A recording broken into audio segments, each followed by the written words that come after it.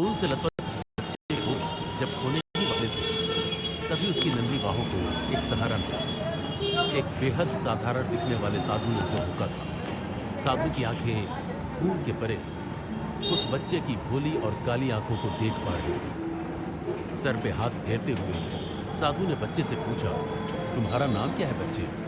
भृगु। छोटे से इस बच्चे की जोशीली आवाज चारों तरफ गूंज गई। इस नाम और आवाज को सुनते ही साधु इस बच्चे से बहुत प्रभावित हो गया और कहा, तुम्हारी आवाज में दम है बच्चे, लेकिन ये बताओ कि तुम्हारी ये हालत कैसे हुई? भृगु ने इसका कोई जवाब नहीं दिया। साधु ने भी उसकी चुप्पी का सम्मान करते हुए उसके घाव पर एक लेप लगाया और उसे खाने को कुछ फल दिए। साधु की निस्वार्थ सेवा देखकर भृगु की आंखें भर आई और उसने कहा, थैंक यू। मुझे नहीं पता कि आप कौन हैं, लेकिन आपको देख के मुझे अपने दादाजी की याद आ गई। साधारण दिखने वाला ये साधु असल में काफी महान विद्वान था और अपने सामने खड़े इस बच्चे को देख के साधु की आंखें चमकने लगी। वहीं उसका दिल भी पिघल चुका था। उसने भृगु को गले लगा लिया। साधु ने दूर पहाड़ों की तरफ इशारा करते हुए भृगु से पूछा, क्या तुम मेरे साथ रहना चाहोगे? मैं उस पहाड़ पे रहता हूँ।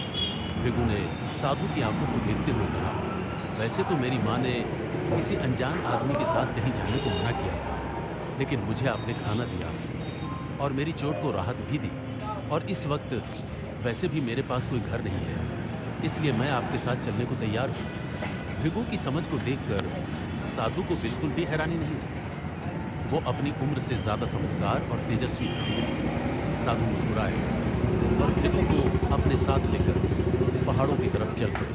भृगु उस पहाड़ पर 10 साल से ज्यादा समय तक रुका और इन 10 सालों में उसने साधु की बहुत सेवा की।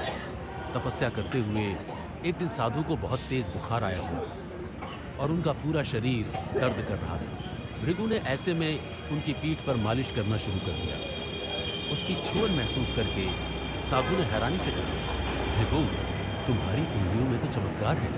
कुछ ही मिनटों में मेरे पूरे शरीर का दर्द खत्म हो गया और बुखार भी पहले से कम हो गया है। ये सब तुमने कहाँ से सीखा? मेरे दादाजी को योग का अच्छा ज्ञान था, उन्होंने ही बचपन में मुझे ये सब सिखाया। भृगु ने मालिश करते हुए जवाब दिया। साधु जानते थे कि भृगु कोई साधारण बालक नहीं था और उसकी बातों से खुश होकर उन्होंने कहा, अगर ऐसा है तो मैं तुम्हें कुछ खास कलाएं सिखाऊंगा जो तुम्हें जीवन में बहुत आगे लेकर जाएंगी।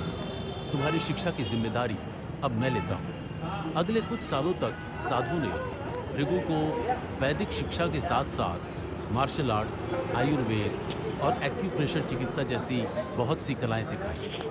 और जब तक भृगु 20 साल का हुआ, तब तक साधु को भृगु पे खूब गर्व होने लगा था। साथ ही अपने प्रिय शिष्य की तरह उनका प्रेम उन्हें भृगु के आने वाले जीवन के बारे में चिंतित भी कर रहा था। दुनियादारी से बाहर पला बढ़ा भृगु पूरी जिंदगी आखिर साधु की सेवा में नहीं काट सकता था। एक दिन साधु ने भृगु को बुलाया और कहा, तुमने मेरी बहुत सेवा की और मैं तुमसे बहुत खुश हूँ।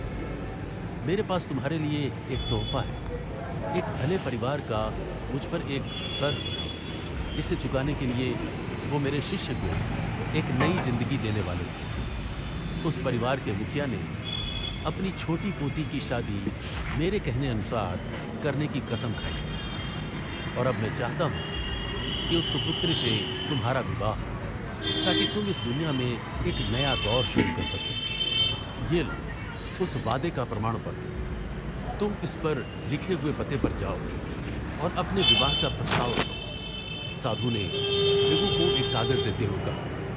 अब तक भृगु एक जवान और होशियार लड़का बन चुका था और अपने गुरु के आदेश का पालन करना वो उचित मानता था। वैसे भी पहाड़ों पर भृगु को कभी कभी एक परिवार की कमी तो खलती ही थी, इसलिए भृगु ने अपने गुरु का आदेश मानना ही सही समझा। अगले कुछ दिनों में साधु की कुटिया को छोड़कर भृगु पहाड़ से नीचे उतर आया। नीचे उतरकर उसने एक बार पहाड़ की चोटी में बने उस साधारण सी कुटिया को देखा, जिसे उसने अपना घर मान लिया।